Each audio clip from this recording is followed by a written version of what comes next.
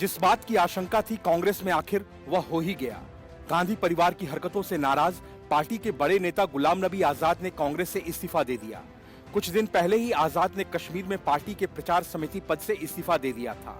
सोनिया गांधी को संबोधित अपने इस्तीफे में आजाद ने पार्टी की प्राथमिक सदस्यता समेत सभी पदों से इस्तीफा दे दिया है। आजाद ने अपने पत्र में राहुल गांधी को जमकर कोसा और कहा कि कांग्रेस को भारत छोड़ो की जगह कांग्रेस जोड़ो यात्रा निकालनी चाहिए थी। सोनिया गांधी को भेजे गए इस्तीफे में गुलाम नबी आजाद ने लिखा कि बड़े अफसोस और बेहद भावुक दिल के साथ मैंने भारतीय राष्ट्रीय कांग्रेस से अपना आधा सदी पुराना नाता तोड़ने का फैसला किया है। गुलाम नबी आजाद पिछले काफी वक्त से पार्टी से नाराज चल रहे थे। कांग्रेस के बागी गुट G23 के अहम सदस्य आजाद ने सोनिया गांधी को कांग्रेस में बदलाव को लेकर एक चिट्ठी भी लिखी थी। इस चिट्ठी के बाद काफी बवाल मचा था। आजाद ने सोनिया गांधी को लिखी चिट्ठी में कांग्रेस से जुड़ने का जिक्र किया।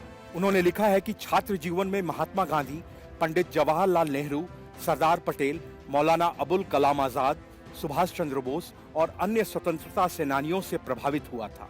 उन्होंने लिखा है कि 1975 से 76 में संजय गांधी के आग्रह पर जम्मू और कश्मीर युवा कांग्रेस का अध्यक्ष पद संभाला था। आजाद ने लिखा है कि उन्होंने बिना किसी स्वार्थ भाव के दशकों तक पार्टी की सेवा की है। आजाद ने सोनिया को लिखी चिट्ठी में कहा कि आपके नेतृत्व में पार्टी अच्छा प्रदर्शन कर रही थी, लेकिन दुर्भाग्य से जब से पार्टी में राहुल गांधी की एंट्री हुई, खासतौर पर 2013 के बाद जब आपने राहुल को उपाध्यक्ष नियुक्त किया, तब से उन्होंने पार्टी में बातचीत का पूरा खाका ही ध्वस्त कर दिया। उन्होंने आगे लिखा है कि सभी वरिष्ठ और अनुभवी नेताओं को साइडलाइन कर दिया गया। अनुभवहीन नेता पार्टी के मामले देखने लगे। गुलाम नबी आजाद लंबे वक्त से कांग्रेस से नाराज थे। वे कांग्रेस के नाराज नेताओं के G23 गुट में भी शामिल थे। G23 गुट कांग्रेस में लगातार कई बदलावों की मांग करता रहा है। कई मुद्दों को लेकर गुलाम नबी आजाद और कांग्रेस के मतभेद आते रहे हैं, फिर चाहे वो अध्यक्ष पद के चुनाव को लेकर बात रही हो या फिर कुछ मुद्दों पर पार्टी के स्टैंड पर। गुलाम नबी आजाद तो उस G23 का भी हिस्सा हैं जो पार्टी में कई बड़े परिवर्तन की पैरवी करता है। गुलाम नबी आजाद ने पार्टी से इस्तीफा ऐसे वक्त पर दिया जब कांग्रेस ने हाल ही में कुछ समय के लिए अध्यक्ष पद के लिए चुनाव टाल दिया था। आजाद से पहले कपिल सिब्बल, ज्योतिरादित्य सिंधिया, जयवीर शेरगिल, जितिन प्रसाद, सुनील जाखड़, कैप्टन अमरिंदर सिंह जैसे नेता भी पार्टी छोड़ चुके हैं। Bureau report, news of India. Assam के मुख्यमंत्री हिमंता बिस्वा शर्मा से पंगा लेकर मनीष सिसोदिया तो पहले ही फंस चुके हैं। उनके खिलाफ 100 करोड़ की मानहानि का मामला चल रहा है, लेकिन अब अरविंद केजरीवाल ने ऐसी ही कोशिश की तो हिमंता बिस्वा शर्मा ने पलटकर ऐसा कह दिया कि अरविंद केजरीवाल को दिन में तारे दिखने लगे। असल में अरविंद केजरीवाल ने असम सरकार को शिक्षा में सुधार करने की सलाह दे डाली। इस सलाह का नतीजा यह हुआ कि हिमंता बिस्वा शर्मा और राज्य सरकार में मंत्री पीयूष हजारिका ने केजरीवाल की बोलती बंद करा दी। राज्य में हाई स्कूल लिविंग सर्टिफिकेट और असम हाई मदरसा परीक्षाओं में खराब परिणाम आने के बाद मुख्यमंत्री हिमंता बिस्वा शर्मा ने स्कूलों पर कार्रवाई की बात कही थी। इस ऐलान के बाद अरविंद केजरीवाल ने ट्वीट किया और कहा कि स्कूल बंद करना समाधान नहीं है, हमें तो अभी पूरे देश में ढेरों नए स्कूल खोलने की जरूरत है। स्कूल बंद करने के बजाय स्कूल को सुधार कर पढ़ाई ठीक कीजिए। केजरीवाल के इस स्कूल ज्ञान पर हिमंता बिस्वा शर्मा ने ट्वीट में बताया कि उनके कार्यकाल में अब तक 8,610 नए स्कूलों की या तो स्थापना हुई है या फिर अधिग्रहण किया गया है। साथ ही उन्होंने केजरीवाल से पूछा, पिछले 7 सालों में आपने कितने नए स्कूल शुरू किए हैं। हिमंता ने अपने अगले ट्वीट में कहा कि प्रिय अरविंद केजरीवाल जी, हमेशा की तरह आपने बिना किसी होमवर्क के टिप्पणी की है, कृपया ध्यान दीजिए। शिक्षा मंत्री के रूप में मेरे कार्यकाल में अब तक असम सरकार ने 8,610 नए स्कूलों की स्थापना या अधिग्रहण किया है। दिल्ली सरकार ने पिछले 7 वर्षों में कितने नए स्कूल शुरू किए हैं। हिमंता बिस्वा शर्मा यही नहीं रुके, उन्होंने राज्य में शुरू हुए स्कूलों के आंकड़ों के साथ एक और ट्वीट किया। उन्होंने बताया कि प्रांतीयकरण या 2013 से प्राइवेट स्कूलों को सरकार के हाथ में लेना, प्राथमिक 6,802, माध्यमिक 1,589, कस्तूरबा गांधी बालिका विद्यालय 81, नेताजी सुभाष चंद्र बोस आवासीय विद्यालय 3, Adarsh Vidyalaya 38, tea garden modern school 97, Delhi के आंकड़े जानने के लिए उत्सुक। इससे पहले असम सरकार में मंत्री पीयूष हजारिका ने भी ट्वीट कर केजरीवाल को जवाब दिया था। पीयूष हजारिका ने दिल्ली के स्कूल मॉडल को फर्जी करार देते हुए ट्वीट किया, सबसे पहले तो असम में स्कूल को बंद नहीं किया जा रहा है, बल्कि समग्र शैक्षणिक वातावरण में सुधार के लिए शिक्षा को एकीकृत किया जा रहा है। दूसरी बात, आदरणीय मुख्यमंत्री अरविंद केजरीवाल जी को शिक्षा उत्थान पर बोलने का कोई अधिकार नहीं है, क्योंकि समय समय पर उनके फर्जी दिल्ली मॉडल स्कूल का भंडाफोड़ होता रहा है। पीयूष हजारिका ने अरविंद केजरीवाल के खिलाफ पूरी तरह से मोर्चा खोलते हुए एक और ट्वीट किया। इसमें उन्होंने आंकड़ों के साथ साथ केजरीवाल को सिखाने के लिए असम का दौरा करने के लिए भी कहा। पीयूष ने ट्वीट किया और कहा कि आम आदमी पार्टी के शिक्षा मॉडल ने दिल्ली की शिक्षा प्रणाली को ध्वस्त कर दिया है। 10वीं कक्षा का रिजल्ट तो 2011 में 99.09% था, वह 2022 में घटकर 81.27% हो गया है। पुडुचेरी की तुलना में दिल्ली के महान मॉडल स्कूल सभी पहलुओं में खराब हैं। केजरीवाल जी को सीखने के लिए असम का दौरा करना चाहिए। Bureau report, news of India. शिक्षक नियुक्ति घोटाले में पार्थ चटर्जी जेल गए और फिर मवेशी स्मगलिंग मामले में ममता बनर्जी के खास अनुब्रत मंडल सलाखों के पीछे हैं। लेकिन इतने से ममता बनर्जी की मुसीबत खत्म नहीं होने जा रही। ममता सरकार का एक और मंत्री जल्द ही अंदर जाने वाला है। मामला सहकारी बैंकों में भर्ती का है, जिसमें भी जमकर गोलमाल किया गया। इसी वजह से अब सहकारिता मंत्री अरूप रॉय पर गिरफ्तारी की तलवार लटक गई है। इस मामले को लेकर कलकत्ता हाईकोर्ट में दाखिल किए गए अतिरिक्त हलफनामे में आरोपित के तौर पर अरूप राय का भी नाम शामिल है। तमलुक घोटाला केंद्रीय सहकारी बैंक में हुई नियुक्तियों में भ्रष्टाचार का आरोप लगाते हुए पिछले साल हाईकोर्ट में जनहित याचिका दायर की गई थी। याचिका में आरोप लगाते हुए कहा गया था कि सहकारी बैंक के 52 पदों पर नियुक्तियों के लिए अधिसूचना जारी की गई थी, जबकि 134 लोगों की नियुक्तियां की गई, जो कि 2 गुना से भी कहीं अधिक है। अरूप रॉय ने ही उन नियुक्तियों की अनुमति दी थी। बड़ी बात यह कि जिन लोगों ने नौकरी के लिए आवेदन नहीं किया था, उन्हें नौकरियां दी गई थी। इनमें अरूप राय और बैंक के चेयरमैन के करीबी शामिल हैं। दूसरी तरफ अरूप रॉय ने अपने ऊपर लगे आरोपों से इनकार करते हुए कहा कि सहकारी बैंक में नियुक्तियों के मामले में कोई भ्रष्टाचार नहीं हुआ है। कोई चाहे तो उन पर आरोप लगा ही सकता है, लेकिन वे आधारहीन हैं। आय से अधिक संपत्ति के मामले में बंगाल के सत्ताधारी पार्टी तृणमूल कांग्रेस के जिन नेताओं के खिलाफ हाईकोर्ट में मुकदमा किया गया है, उनमें अरूप रॉय का नाम भी शामिल है। हाईकोर्ट ने उस मामले में ईडी को भी पक्षकार बनाने का निर्देश दिया है, जिस पर पुनर्विचार के लिए अरूप रॉय और राज्य के शहरी विकास मंत्री फिरहाद हकीम की ओर से हाईकोर्ट में याचिका दायर की गई है। Bureau report, news of India. Ghulam Nabi Azad ने कांग्रेस से इस्तीफा तो दिया ही, लेकिन अपने इस्तीफे में जिस तरह से उन्होंने गांधी वाड्रा परिवार की धज्जियां उड़ाई, उसका अंदाजा कांग्रेस को नहीं था। रिमोट कंट्रोल से सरकार और पार्टी चलाने से लेकर राहुल गांधी की तमाम नौटंकियों का गुलाम नबी आजाद ने तफसील से चर्चा की। 5 पेज लंबे इस्तीफे में गुलाम नबी ने ताबड़तोड़ कई बड़े और गंभीर आरोप लगाए। उन्होंने साफ कहा कि रिमोट कंट्रोल मॉडल से कांग्रेस का बंटाधार हुआ है। आजाद ने राहुल गांधी पर तीखा हमला बोला। उन्होंने लिखा कि दुर्भाग्य से राहुल गांधी राजनीति में एंट्री से संपूर्ण कंसल्टेटिव मैकेनिज्म ध्वस्त हो गया। खासकर जनवरी 2013 में उन्हें उपाध्यक्ष बनाया। उसके बाद उन्होंने बंटाधार कर दिया। सभी वरिष्ठ और अनुभवी नेता हाशिए पर धकेल दिए गए और अनुभवहीन चाटुकारों की कोटरी पार्टी को चलाने लगी। गुलाम नबी आजाद ने अपने इस्तीफे में मनमोहन सिंह सरकार की तरफ से लाए गए अध्यादेश को राहुल गांधी की तरफ से फाड़े जाने का भी जिक्र किया।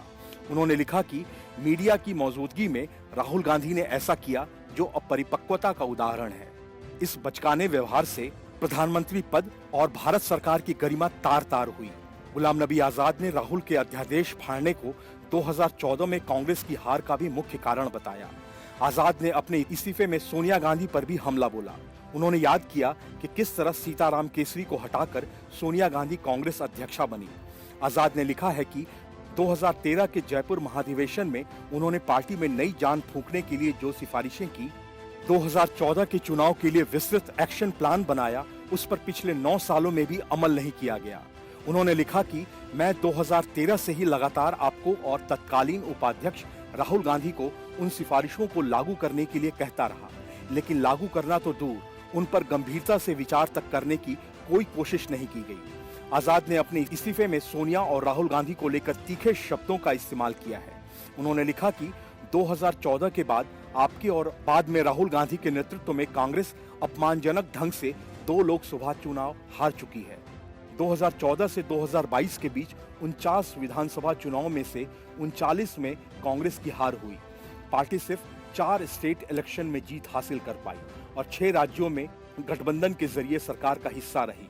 दुर्भाग्य से आज सिर्फ 2 राज्यों में कांग्रेस की सरकार है और 3 अन्य राज्यों में बहुत जूनियर पार्टनर के तौर पर गठबंधन सरकार का हिस्सा है। गुलाम नबी आजाद ने अपने इस्तीफे में लिखा है कि 2019 के चुनाव के बाद कांग्रेस की स्थिति और भी ज्यादा खराब हुई है। राहुल गांधी ने अध्यक्ष पद से इस्तीफा तो दिया, लेकिन उससे पहले सभी वरिष्ठ पदाधिकारियों का अपमान किया, जिन्होंने पार्टी के लिए अपना जीवन खपा दिया। आजाद ने गांधी परिवार पर रिमोट कंट्रोल मॉडल से संगठन चलाने का आरोप लगाया है। उन्होंने लिखा कि यूपीए सरकार के दौरान रिमोट कंट्रोल मॉडल को अब पार्टी के संगठन पर भी लागू कर दिया गया है। आप सिर्फ नाम की प्रमुख हैं, जबकि सभी अहम फैसले राहुल गांधी या उनके सिक्योरिटी गार्ड और पीए ले रहे हैं। आजाद ने यहां तक आरोप लगाया है कि 2020 में जब G23 के नेताओं और 2022 में उन्होंने पार्टी के कामकाज पर सवाल उठाते हुए खत लिखा, तो चाटुकारों की फौज ने हर मुमकिन तरीके से उन पर हमला किया, अपमानित किया। इस कोटरी ने तो कपिल सिब्बल के घर पर अपने गुंडे भेजकर हमले करवाए। वहीं कपिल सिब्बल, जिन्होंने हमेशा अदालतों में गांधी परिवार और रिश्तेदारों का बचाव किया। आजाद ने लिखा है कि कांग्रेस में चीजें अब इतनी बिगड़ गई हैं कि उनमें अब सुधार नहीं हो सकता। Bureau report, news of India. Bihar में नीतीश कुमार ने एक बार फिर से पलटी मारते हुए गठबंधन धर्म को धोखा दिया और महागठबंधन की पार्टियां आरजेडी, कांग्रेस और लेफ्ट से जा मिले। लेकिन मोदी और शाह के युग में भाजपा भी ईंट का जवाब पत्थर से देना जानती है। भाजपा ने नीतीश कुमार और उनकी पार्टी जेडीयू के खिलाफ रणनीति बनानी शुरू कर दी है और अपना पहला हमला अरुणाचल प्रदेश में किया है। अरुणाचल प्रदेश में जेडीयू के एकमात्र विधायक तेची कासो ने राज्य में सत्तारूढ़ भाजपा का दामन थाम लिया। भाजपा ने राज्य में एक बार फिर से जेडीयू को तोड़ते हुए उसके विधायक को अपने पाले में मिला लिया। राज्य विधानसभा के उपाध्यक्ष तेसम पोंगटे ने ईटानगर विधायक के भाजपा में विलय के आवेदन को स्वीकार कर लिया और इसके साथ ही 60 सदस्यों वाली विधानसभा में भाजपा के 49 विधायक हो गए हैं। गौरतलब है कि नीतीश कुमार के नेतृत्व वाली जेडीयू ने 2019 के अरुणाचल प्रदेश विधानसभा चुनाव में 15 सीटों पर उम्मीदवार उतारे थे, जिनमें 7 सीटों पर पार्टी को जीत मिली थी। वह भाजपा के बाद प्रदेश में दूसरी सबसे बड़ी पार्टी के रूप में उभरी थी, जबकि भाजपा ने सर्वाधिक 41 सीटें जीती थी। लेकिन दिसंबर 2020 में जदयू के 6 विधायक जेडीयू को छोड़कर भाजपा में शामिल हो गए थे। वहीं राज्य में विपक्षी दल कांग्रेस और भाजपा की सहयोगी पार्टी एलसीपी के विधानसभा में 4-4 विधायक हैं, जबकि 3 विधायक निर्दलीय हैं, जो सत्तारूढ़ भाजपा को समर्थन दे रहे हैं। बता दें कि नीतीश कुमार के लिए सिर्फ यही एक झटका नहीं है। उन्होंने बिहार में पाला बदलते हुए एक बार फिर से अपनी कुर्सी तो बचा ली, लेकिन कितने दिनों तक बची रहेगी, इस पर शायद उनको भी संशय होगा, क्योंकि बिहार विधानसभा में फ्लोर टेस्ट में महागठबंधन पास तो हो गया, लेकिन महागठबंधन को 5 विधायकों ने गच्चा दे दिया। नई सरकार के गठन के बाद नीतीश की ओर से दावा किया गया था कि नई सरकार को जेडीयू, आरजेडी, कांग्रेस समेत कुल 7 दलों के 164 विधायकों का समर्थन है। लेकिन फ्लोर टेस्ट से पहले असदुद्दीन ओवैसी की पार्टी AIMIM के इकलौते विधायक ने भी सरकार को समर्थन दे दिया। सदन में सरकार के समर्थन में 165 वोट होने चाहिए थे, पर विश्वास प्रस्ताव को 160 वोट ही मिले। मतलब यह कि 5 विधायक गायब थे। जानकार बताते हैं कि नीतीश कुमार के लिए बिहार में अब आसानी से सरकार चला पाना उतना आसान नहीं होगा जितना भाजपा के साथ था। बहरहाल अब भाजपा लगातार जेडीयू पर भरोसा तोड़ने का आरोप लगा रही है, लेकिन इन सब के बीच उसने नीतीश कुमार को अरुणाचल प्रदेश में बड़ा झटका भी दे दिया है और उनकी पार्टी के इकलौते विधायक को अपने पाले में कर लिया। इसलिए दोनों के बीच अदावत अब नए मोड़ पर पहुंच चुकी है और आने वाले वक्त में भाजपा नीतीश कुमार को सबक जरूर सिखाना चाहेगी। Bureau report, news of India. Delhi में नई आबकारी नीति को लेकर बुरी तरह फंसी आम आदमी पार्टी सरकार के बचाव में मुख्यमंत्री अरविंद केजरीवाल लगातार अपनी सरकार को अस्थिर करने के आरोप लगा रहे हैं। लेकिन इस सब के बीच जहां एक तरफ सीबीआई को जांच में हर रोज नए सबूत मिलते जा रहे हैं, वहीं दूसरी तरफ केजरीवाल सरकार की नई कार्यस्तानियां सामने आ रही हैं, जिसको लेकर दिल्ली के एलजी विनय सक्सेना सख्त कार्रवाई कर रहे हैं। ताजा मामले में केजरीवाल सरकार दिल्ली के सरकारी स्कूलों में अतिरिक्त क्लासरूम के निर्माण को लेकर मुश्किल में घिरती दिख रही है। उपराज्यपाल ने स्कूलों में अतिरिक्त क्लासरूम के निर्माण में केंद्रीय सतर्कता आयोग सीवीसी की जांच रिपोर्ट पर कार्रवाई करने में सतर्कता विभाग की ओर से 2.5 साल की देरी पर दिल्ली के मुख्य सचिव से रिपोर्ट मांगी है।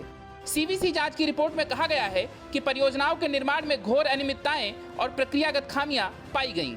सीवीसी द्वारा दिल्ली सरकार के विजिलेंस सेक्रेटरी को 1 फरवरी 2020 को एक रिपोर्ट भेजी गई थी, जिसमें आगे की जांच और कार्रवाई के लिए टिप्पणी मांगी गई थी।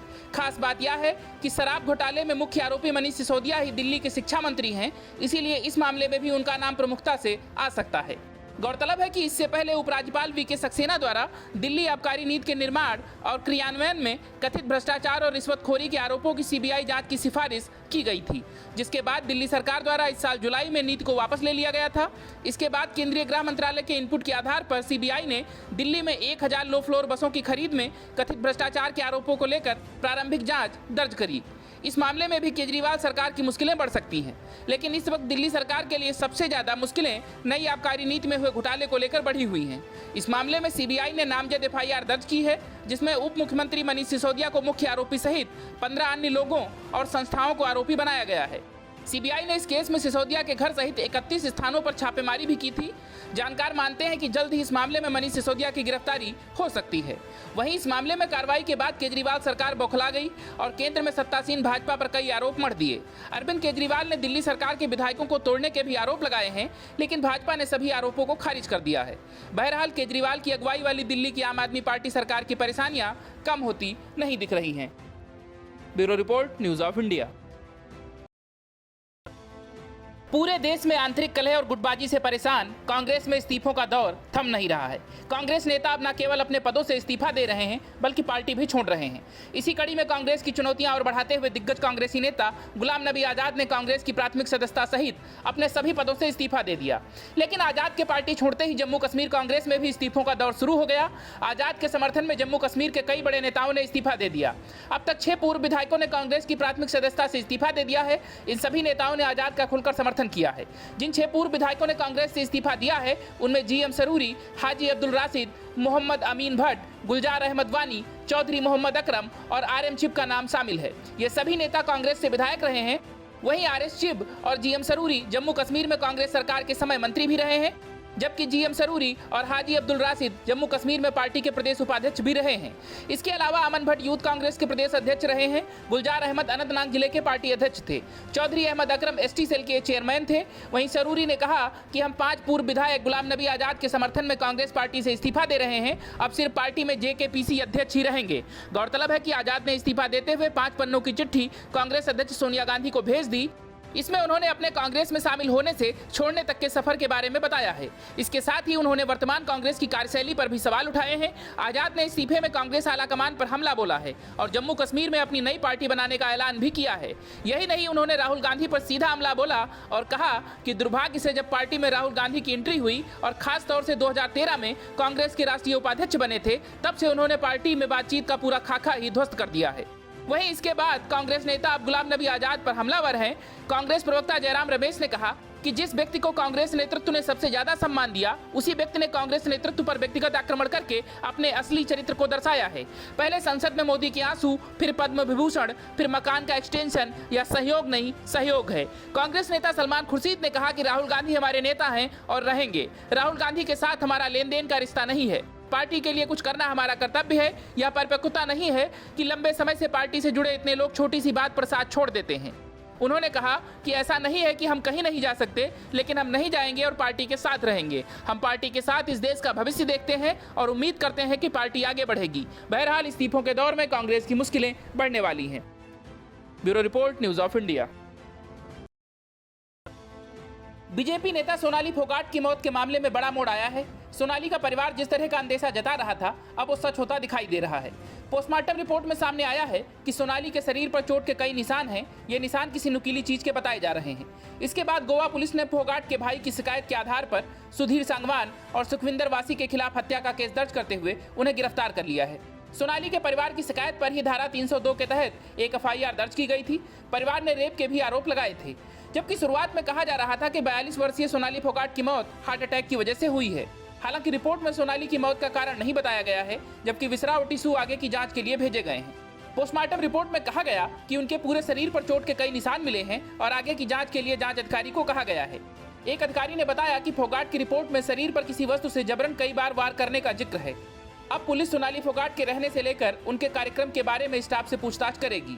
गौरतलब है कि सोनाली फोगाट के भाई रिंकू ढाका ने सुधीर सांगवान और सुखविंदर वासी के खिलाफ अंजुना थाने में शिकायत दर्ज कराई थी। इसके बाद गोवा मेडिकल कॉलेज और अस्पताल में फोगाट का पोस्टमार्टम किया गया। वहीं बढ़ते विवाद को देखते हुए हरियाणा सरकार में मंत्री अनिल विज ने इस पूरे मामले में हाई लेवल जांच की मांग उठा दी है। उनका कहना है कि जब परिवार द्वारा इतने गंभीर आरोप लगाए जा रहे हैं, ऐसी स्थिति में उच्च स्तरीय जांच जरूरी हो जाती है। उसी के जरिए सच सामने आ पाएगा। अभी के लिए सोनाली फोगाट के शव को गोवा एयरपोर्ट पर ले जाया जा रहा है। वहां से फिर इसे फ्लाइट के जरिए दिल्ली ले जाया जाएगा और अंत में उनका पार्थिव शरीर हरियाणा के हिसार पहुंचेगा।